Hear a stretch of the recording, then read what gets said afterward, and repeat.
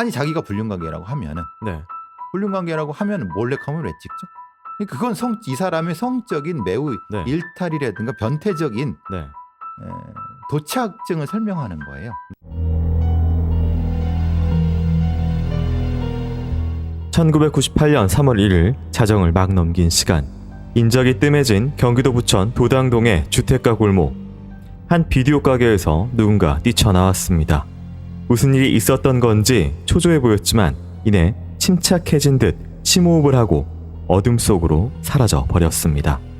그리고 약 10여 분 뒤 그 비디오 가게에서 검은 연기가 새어나오기 시작했습니다.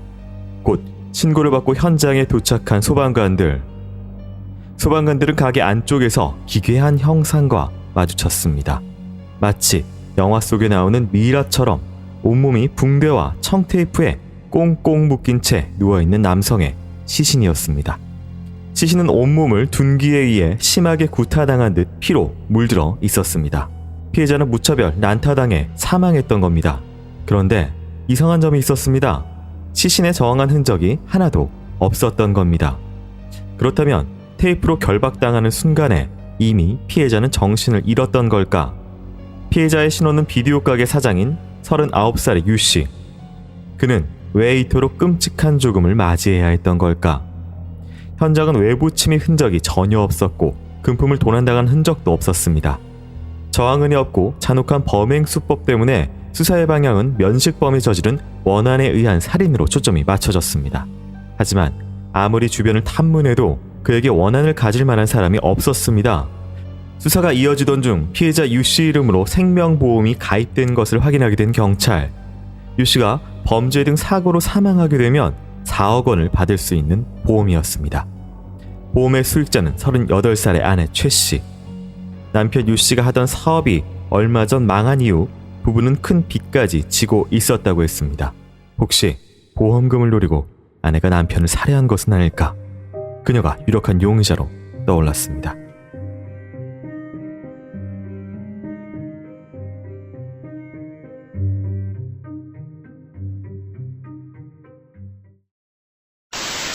오늘 준비한 사건은 1998년 경기도 부천시 원미구의 한 비디오 가게에서 벌어진 살인사건입니다. 화재가 발생한 가게 안에서 살해당한 남성 유씨의 시신이 발견되면서 사건이 시작이 됐는데요. 워낙 그 독특한 외양으로 시신이 발견됐기 때문에 붕대 그리고 머리 검은 비닐까지요. 이 시신이 발견된 상황, 상태 이런 것들로 무엇을 추정해 볼 수가 있을까요? 테이프라든가 네. 이런 거를 둘둘둘 말아서 사람을 죽이는데 그렇게까지 묶을 필요는 없어요. 네. 그렇죠?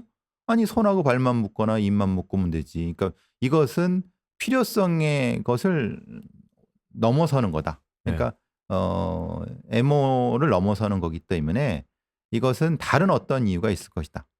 그런 이유의 어떤 것을 찾아가는 것이 네. 이 사건이 어떤 사건이고 또 경우에 따라서는 누가 했는지에까지도 접근할 수 있다. 네. 이렇게 볼 수 있는 거죠. 네. 특히 또 나타나는 것은 우리가 뭐 흔히 말하는 디퍼서널리제이션이라고 하는 페이셜 배터리, 안면부에 집중된 둔기 외상, 네. 그러니까 블런트 트라우마가 나타나는 거와 그리고 이 완전히 몰 개인화가 나타나는 것까지 합치면은 이것은 테이프, 바인딩, 본디지, 레스트레인트 그다음에 이것까지 네. 하면은 이것은 상당히 심리적으로 불안정하거나 심리적으로 특정한 성향을 가진 사람이 범인 혹은 범인들일 가능성이 높다. 교수님 말씀대로 예를 들어서 이렇게 묶는 거하고 그다음에 이제 안면부에 대해서 또 둔기, 칼이 아닌 또 안면부를 둔기로 공격했다는 부분, 그다음에 이제 검정 비닐을 씌웠다는 부분. 이게 사실 감정선, 피해자와 공격자의 감정선이나 이런 것들하고도 결부돼서 볼 수 있을 것 같아요. 그렇죠.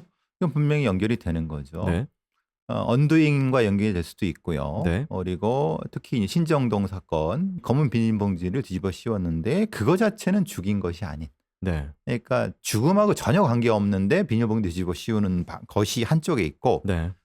청주 사건처럼 일종의 이 캄보디아 전쟁에서 나타나는 킬링피드에서 나타나는 애초에 비닐봉지를 죽이려고 질식사했던 쪽이 있을 수 있는. 네. 그러니까 지금 이 사건에는 아마도 뭐 이 얼굴과 관련된 부분은 크게 나타나지는 않는 것 같아요. 이거는 테이프로 온몸을 네. 어떤 특정한 문양이나 모양으로 했던 것 자체가 더 중요한 것 같아요. 네. 네. 혹시 그거하고 저항은이 하나도 없었다는 부분이 연결이 되는 게 있을까요? 근데 저항은은 좀, 네. 좀 다른 것은 네. 저항은이라고 하는 건 손하고 발이 네. 자유로울 때 저항은이라는 게 의미가 있거든요. 네. 근데 손하고 발이 이미 제압을 당했을 때 네. 그 후에는 저항이라는 게 의미가 없어요. 네. 그죠? 그게 근데 문제는 이것이 뭐 술이라든가 아니면은 뭐 약물의 영향이 없다라고 하면은 자고 있을 때나 네. 아니면 정신을 어떤 위협에 의해서 네. 묶인 후에 공격당했다라고 하면 저항이 없을 수 있죠. 자, 한편 이 남편 피해자 유 씨 앞으로 생명보험이 가입이 돼 있었습니다. 4억 원 수령, 4억 원 상당의 금액을 수령할 수 있고 수익자가 아내 최 씨였다고 해요. 당시 뭐 IMF 상황 뭐 기억하시는 분들 알겠지만 굉장히 많이 힘들었기 때문에 4억 원, 당시에 4억 원이면 좀 큰 돈처럼. 크죠. 98년 4억이면 네. 크죠. 뭐 그럴 수는 있죠. 뭐 아내가 네. 이 빚을 견디지 못해 갖고 남편을 죽이고 보험 타내려고 했는데 그러기에는 너무 눈에 띄죠. 아, 막 묶는다든지 막 뭐 이런. 그리고 이런 네. 것이 너무 여자 혼자 하기에는 좀 네. 그렇죠. 네. 그러면은 혹시 내연남이 있지 않았을까? 이런 것도 생각해 볼 수 있는 거고 네. 아니면은 일종의 자살형. 예를 들면 네. 내가 희생할 테니까 당신은 살아서 이 돈을 가지셔. 네. 뭐 그렇게 생각할 수도 있는 거고 음. 여러 가지 생각할 수가 있는 거지. 이거는 근데 혼자 여성이 하기에는 네. 방법상으로 좀 네. 무리가 있는 방법들이 연속이다. 네. 네. 또 한 가지는 제가 그냥 일반적으로 생각하기에도 보험금을 노린 강도, 예를 들어서 강도 살인으로 보이려고 하든지 아니면은 뭐 그냥 살인이든지 상관없이 보험금을 노린 살인치고는 지나치게 무슨 어떤 뭐 묻고 이상한 패턴들이 좀 많이 나타나서. 그러니까 단순 강도로 위장을 한 게 아니라 네. 가해자 피해자 사이에 뭔가가 많이 인터랙션이 존재한 듯한 흔적이 있는 거예요. 네. 그죠? 그리고 특별한 문양을 가진 아니 특별한 행태로 계속 테이프로 묶고 뭐를 하고 그리고 특히 이제 감정선이 보일 수 있게 페이스 배터리가 생기고 네. 블런트 트라우마처럼 하는 거는 이거는 강도가 아닌 거예요. 그거는 굳이 강도로 하면 그렇게 할 필요가 없죠. 네. 그리고 그렇게 보이려고 하면 강도라고 하면은 네. 그렇게 때릴 필요가 없이 칼로 한번 찌르거나 네. 그러면 되는 거를 보험금을 노려서 한 그런 거 치기에도 좀 뭐가 많이 들어가 있는. 아니죠. 그건 아니죠. 네. 그러니까 그런 보험금을 한 거는 아닐 수 있는 이건 뭐가 섞여 있는 네. 성적인 요소도 섞여 있고 과학적인 요소도 섞여 있고 관계도 좀 몇 번 중첩이 되고 네. 여기서 몇 가지가 더 있어요. 단 네. 확실한 것은 가해자 피해자는 상당히 관련성이 있는 사람일 수 있겠다라는 겁니다. 자, 이 남편이 살해된 사건의 유력한 용의자로 떠오른 아내, 정말 그녀가 남편을 살해한 것인지 이 수사 어떻게 진행되는지 한번 듣고 오도록 하겠습니다.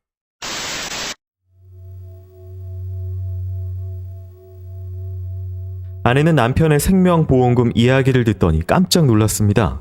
자신은 남편이 보험을 든 사실조차 모르고 있었다고 했습니다. 그녀의 말은 사실인 걸까? 아내는 남편이 사망한 시각에 확실한 알리바이까지 있었습니다.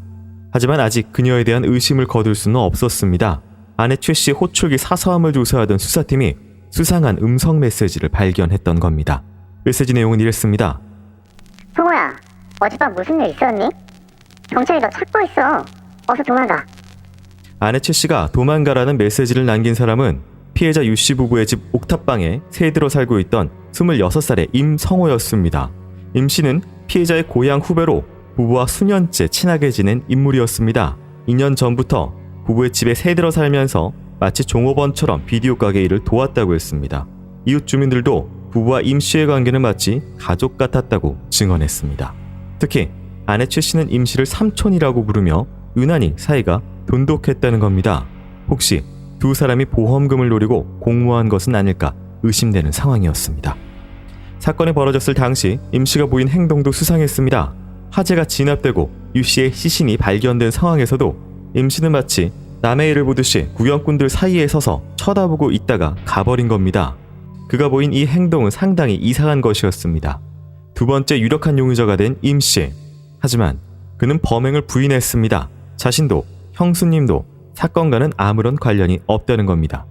그런데 진술을 하는 임 씨의 목소리는 떨렸고 팔다리도 자주 흔들었습니다. 일명 불안 반응을 보인 겁니다. 임 씨를 범인으로 확신한 담당 형사 한도가 말없이 그를 쳐다보다가 한마디 툭 던졌습니다. 누구랑 같이 했어? 형수님은 아무 상관없습니다. 저 혼자 했습니다. 임 씨는 자신이 범행을 저질렀다고 자백했습니다. 보험금을 노린 범행이라는 것도 인정했습니다. 하지만 그는 아내 최 씨가 아닌 사망한 피해자 유 씨와 범행을 공모했다고 진술했습니다. 이게 어떻게 된 일일까? 범행은 피해자 유 씨가 먼저 제안했다고 했습니다. 건축업을 하다가 망해 약 7천만 원의 빚을 지고 있던 유 씨. 그가 임 씨에게 강도가 들어 상해를 입은 것처럼 위장해 보험금을 타자고 했다는 겁니다. 유 씨는 임 씨에게 성공 시 보험금의 3분의 1을 주겠다고 제안했고 임 씨는 제안을 받아들였습니다. 이렇게 시작된 두 사람의 보험 사기. 하지만 몽둥이를 들어 유 씨의 머리를 한 대 때리자 그가 쓰러져 죽어버렸고 범행이 들킬까봐 무서워 불을 질렀다고 했습니다. 유 씨의 몸에 남은 구타 흔적과는 전혀 다른 진술이었습니다.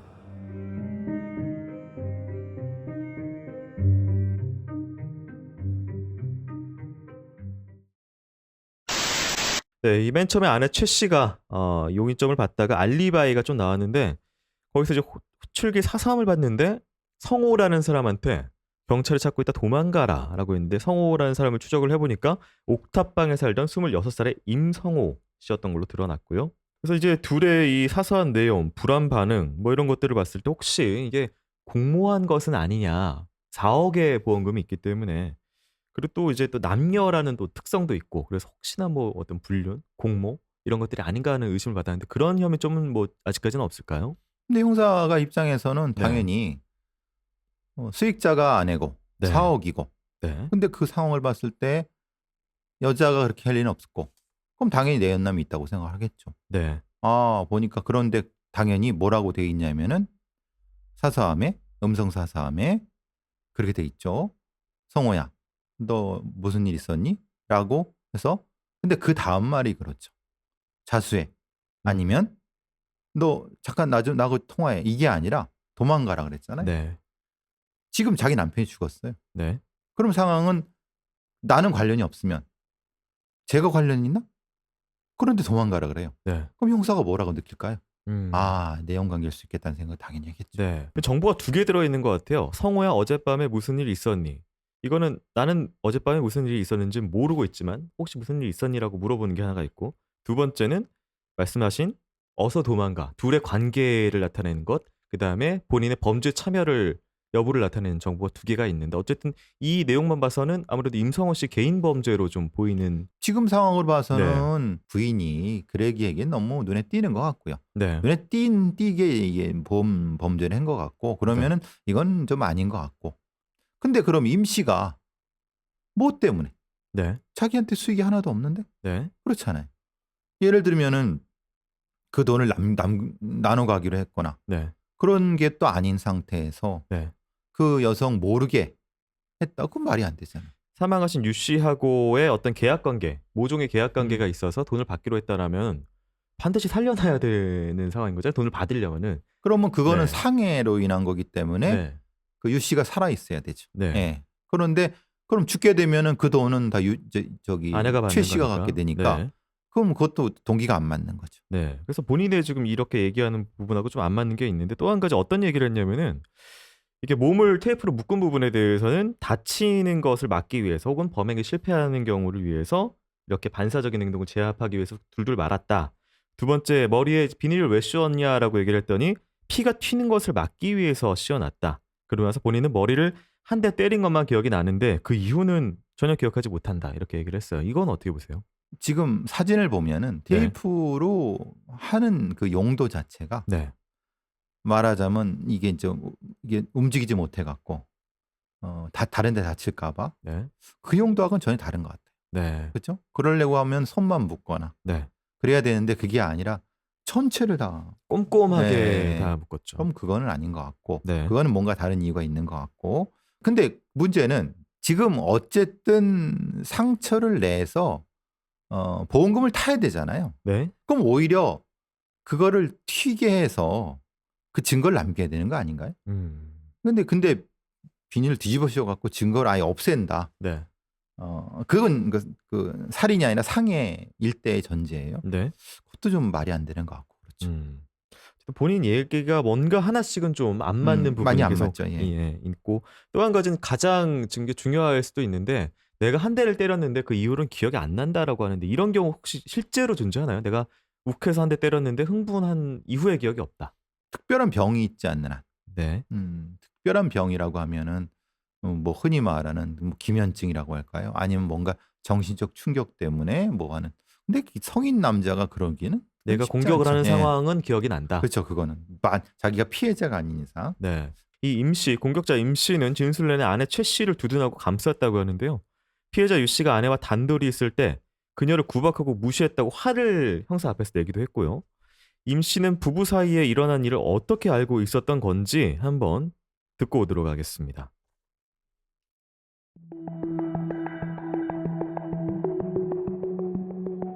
임 씨가 새들어 살던 옥탑방은 마치 판도라의 상자 같았습니다.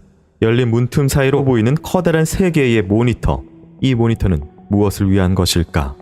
모니터 케이블은 옥탑방 창문 밖으로 뻗어나가 부부가 살고 있는 아래층으로 향해 있었습니다. 그리고 그 케이블의 끝은 카메라와 연결되어 있었습니다. 2대의 몰래 카메라가 부부의 집에 설치되어 있었던 겁니다. 당시 사건 담당 형사입니다. 안방 커튼에 구멍을 작게 뚫어가지고 렌즈만 딱 나오게끔 했더라고요. 주방에도 하나 설치되어 있었는데 거기서 거실까지 다 보이거든요. 설거지 하는 거 뭐 다 지켜본 거죠. 몰래카메라를 설치하고 부부 생활을 모두 지켜봤던 임씨. 처음엔 아내 최 씨를 좋아하는 마음이 집착이 되어 시작된 일이라고 했습니다. 그런데 시간이 지날수록 부부의 비밀을 알게 됐습니다. 부부는 사이가 소원해져 각방을 쓰는 중이었고 남편 유 씨는 아내를 무시하고 막대했습니다. 임 씨는 그 모습을 보면서 점점 분노를 쌓아갔던 것일까. 그에게 최 씨는 천사 같은 사람이었습니다. 어린 나이에 서울로 상경해 앵벌이까지 하며 고단한 삶을 살아온 임 씨. 19살이 된 그는 만화가게를 운영하고 있던 최 씨를 우연히 만났다고 했습니다. 그녀는 어린 나이에 공장 일을 하며 고생하는 임 씨가 안타까워 다정하게 대해줬습니다. 임 씨는 최 씨에게서 생애 처음으로 따뜻함이란 걸 느꼈다고 했습니다. 이후 그녀의 남편 유 씨와도 친해진 임 씨. 부부가 비디오 가게를 열자 공장을 그만두고 가게 일을 돕기 시작했습니다. 그때부터 옥탑방에 새들어 부부의 곁에 살게 된 임 씨는 아내 최 씨에 대한 애정을 점점 키웠고 둘은 불륜 관계로 발전하게 됐다고 했습니다. 몰래 카메라로 부부의 생활을 훔쳐보던 임 씨는 그저 보는 것에 만족하지 않았습니다. 남편 유 씨가 잠든 사이 아내 최 씨의 방으로 몰래 찾아가 성관계를 갖고 그 모습을 여러 번 촬영해 비디오 테이프로 소장하고 있었던 겁니다. 임 씨는 비디오 가게 일을 하기 전 전파사에서 일한 경력이 있었습니다. 그는 그때 알게 된 설치 기술로 몰래 카메라와 모니터를 설치했던 겁니다.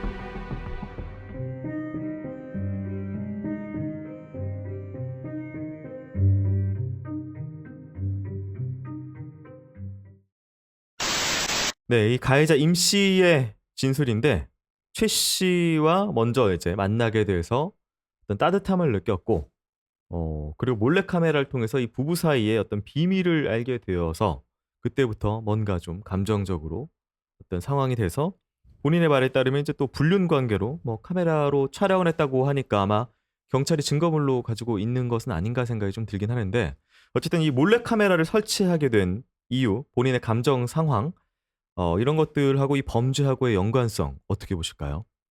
이 임 씨의 말은 그거예요. 아니 자기가 불륜관계라고 하면은 네.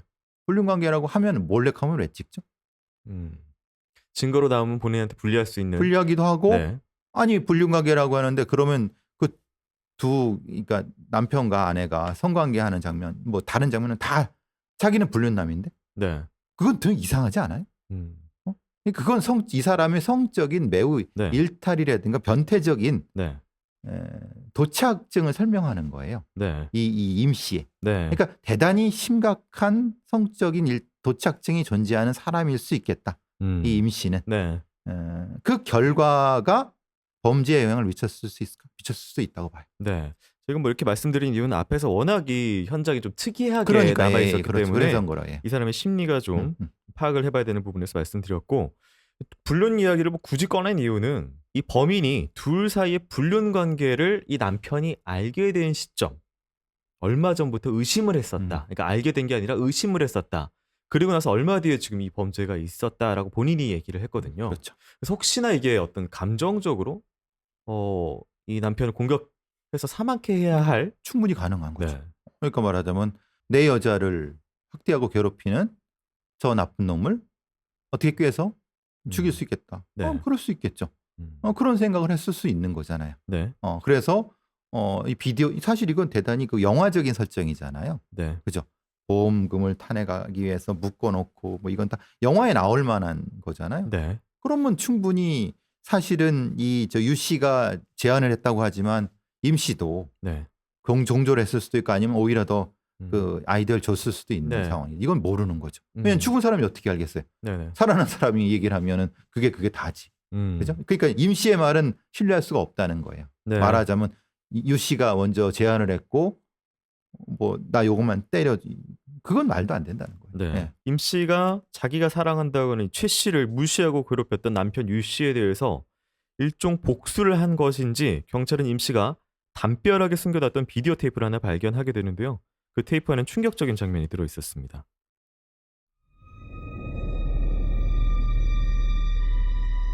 그 비디오 테이프는 검은색 007 가방 안에 담긴 채 담벼락 사이에 숨겨져 있었습니다. 거기엔 어떤 장면이 찍혀 있었을까? 살인사건 등 강력사건을 주로 해결해온 베테랑 형사도 약 30여 분 동안 보이는 끔찍한 장면에 혀를 내두를 정도였습니다. 초반 장면은 임 씨의 진술대로 유 씨와 둘이 보험 사기를 공모한 듯한 모습으로 시작됐습니다. 잠깐만요. 한 3분 정도만 참으세요.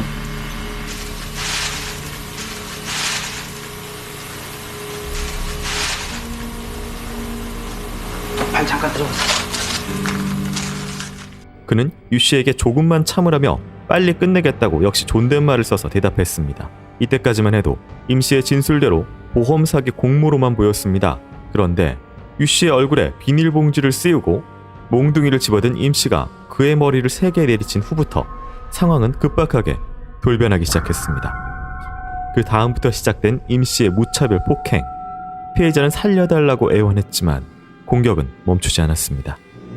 임 씨는 욕설을 하며 섬뜩하고 기괴한 말까지 내뱉었습니다. 죽어 있다. 너 같은 살 필요가 없어. 너 같은 놈들이 많으면 많을수록 대한민국에 나 같은 고아가 태어나. 너 죽이려고 왔은 게 너네가 왜 세상을 줄 알아? 너같이 마누라 고생시키고 너 죽이러 온 사람이 너 지금 내 나이가 몇 살인 줄 알아? 나랑 같이 120살이야. 자신은 악마이며 섀도우라고 했습니다. 그의 표정은 범행을 시작할 때와는 180도 달라져 있었고 말투나 행동도 마치 다른 사람 같았습니다. 그는 아프다고 소리치는 피해자를 살고 싶냐며 조롱했고 지옥으로 보내주겠다고 소리치며 계속 폭행했습니다. 결국 피해자가 사망했고 그렇게 비디오 테이프는 끝이 났습니다.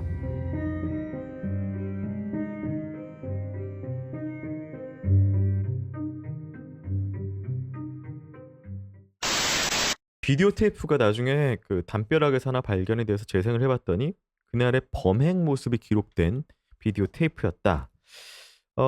테이프 이거를 기록을 해놨다라는 의도 그리고 처음에 마치 뭐 대화를 하면서 그의 주장대로 범인의 주장대로 뭔가 같이 만들어가는 상황을 만들어가는 듯한 모습이 좀 보이는데 갑자기 돌변했단 말이에요. 그러니까 꼬인 거죠. 네, 확실히 그는 임 씨가 네, 범인 임 씨가 네, 무엇인가로 꼬여갖고 이 행위를 하도록 한 거죠. 그러니까 애초부터 계획이 딥까지 되어 있었다라고 보시는 거죠. 그건 맞는 거죠. 네, 왜냐하면 그렇지 않고서는 단순히 보험 사기만 하려고 하는데 네, 전체를 이렇게 둘둘둘 만든다. 그건 말이 안 되는 거죠. 네, 단 유 씨한테 임 씨가 이렇게 내가 날 알아서 할 테니까 날 믿어달라고 그렇게 했을 수 있을 것 같다는 생각이 들어요. 그래서 그걸 믿고 그렇게 했을 수 있다는 생각이 들어요. 네. 그러니까 보험금을 타내는 부분에 있어서는 어쨌든 동의는 피해자도 했으나 이걸 제안한 쪽은 오히려 공격자였을 것이다. 왜냐하면 방법을 제안해. 왜냐하면 네. 그렇게까지 할 필요가 없는 거거든요. 네. 그러면 분명히 이것은 임 씨가 제안했을 수 있는 거죠. 이거 왜 남겨놨을까요? 그래서 이게 네. 왜 남겼다. 그러면 네. 뒤에 이 사람이 한 말들을 보면은 네. 쭉 얘기 이 범인의 목소리가 있는 것처럼 하는 것은 아마도 네. 예를 들면은 너 같은 거 살 필요 없어. 뭐 나 같은 고아가 태어나 널 죽이려고 왔어. 내가 누구야? 내가 누군데?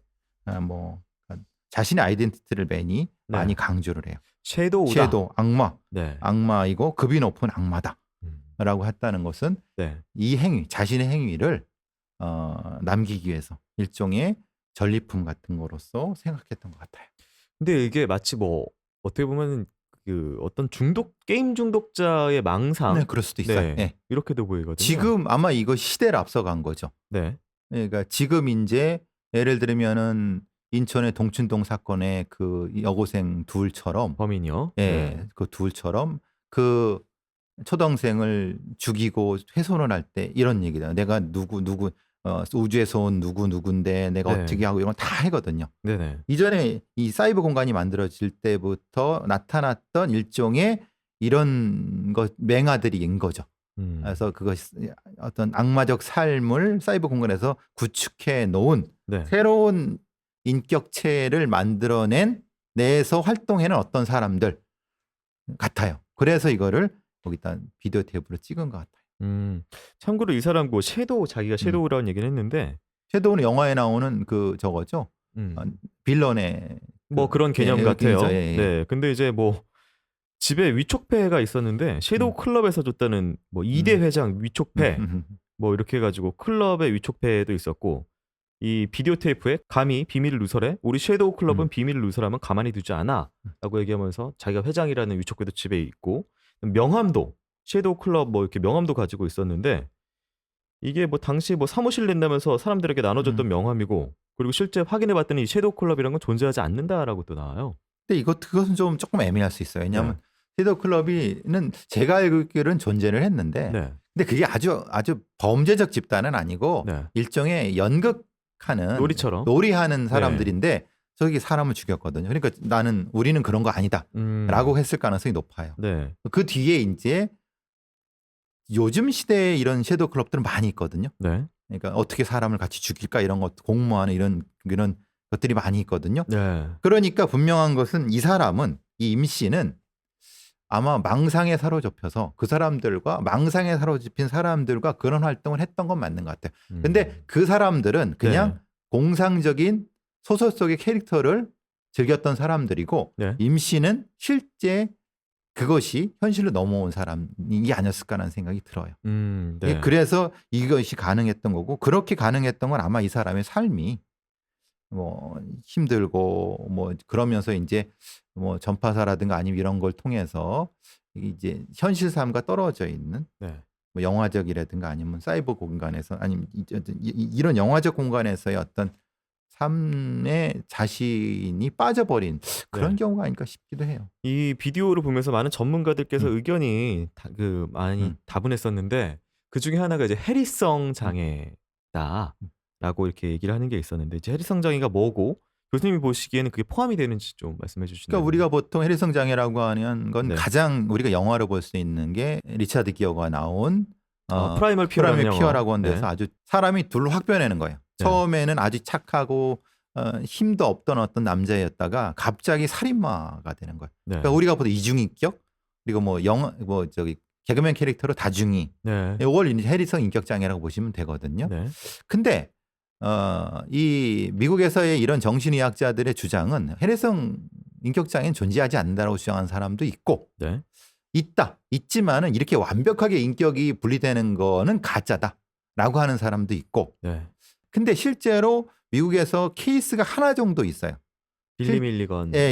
그 사건은 이제 법정에서도 이렇게 됐는데 나머지 해리성 인격 장애로 그 유죄를 경감받거나 무죄로 하려고 하는 많은 시도들이 있었는데 다 그게 아니다 차단되고 그거는 존재하지 않는다라고 해요. 그러니까 해리성 인격 장애가 말 그대로 장애인 거지 인격이 두 개일 수는 없다라는 쪽이 조금 저는 거기에 방점을 찍고 싶고 그러니까 자기가 그렇게 믿고 싶은 거죠. 자기가 생각했던 어떤 캐릭터를 상정을 해서 그때 글로 확 넘어가서 아예 그게 돼버리는 그 순간에 돼버리는 거죠. 어떤 이유 때문에 스트레스라든가 어떤 트리거 때문에 그러다가 그게 사라지면 다시 돌아오는 이게 해리성 인격 장애라고 하는데 이거는 존재할 수 없다라고 주장하는 사람도 있는 거고 왜냐하면 필요에 따라서 움직이니까 그래서 내가 필요에 따라서 헐크가 됐다가 다시 자기가 돌아오는 박사가 되는 이건 그냥 영화적인 거고 이 사람 같은 경우에 사실은 이제 그 전까지 묻고 이럴 때까지는 아 형님 뭐 이렇게 좀 해보십시오라고 하다가 갑자기 친 이후에는 반말하면서 갑자기 이렇게 표정이나 태도나 이런 행동이 쫙 바뀌었단 말이에요. 근데 이게 사실은 해리성이라고 얘기를 하면은 그러니까 말 그대로 그 순간에 섀도우로 넘어가서 공격한 이후에 폭력적인 어떤 그 자신의 지배적인 모습이 나왔다고 치면은 이건 일련의 계획하에 있는 거잖아요. 교수님의 그렇죠. 말에 따르면 네. 처음부터 이렇게 되기까지. 네. 그럼 그 전에 이렇게 아 형님 한 건 오히려 그게 또 연기로 그렇죠. 봐야 되는 예. 건지. 그러니까 인격이 하나가 두 개가 아닌 거죠. 원래 하나였던 거죠. 네. 하나는 그냥 위장이었던 거지 사실은. 네. 그러니까 얘는 원래 섀도우였던 거죠. 네. 착한 연기를 했던 거지. 거꾸로 음. 얘기하면. 네네. 예. 그래서 이걸 이 비디오를 본 사람들도 논란이 많았던 그거예요. 저게 캐릭터 인격 장애처럼 보이지만은 아니다. 이건 원래 이 임실한 사람이 저런 사람이구나라고 생각할 수 있는 거이기도 하고 네. 반대로 생각하는 사람도 있죠.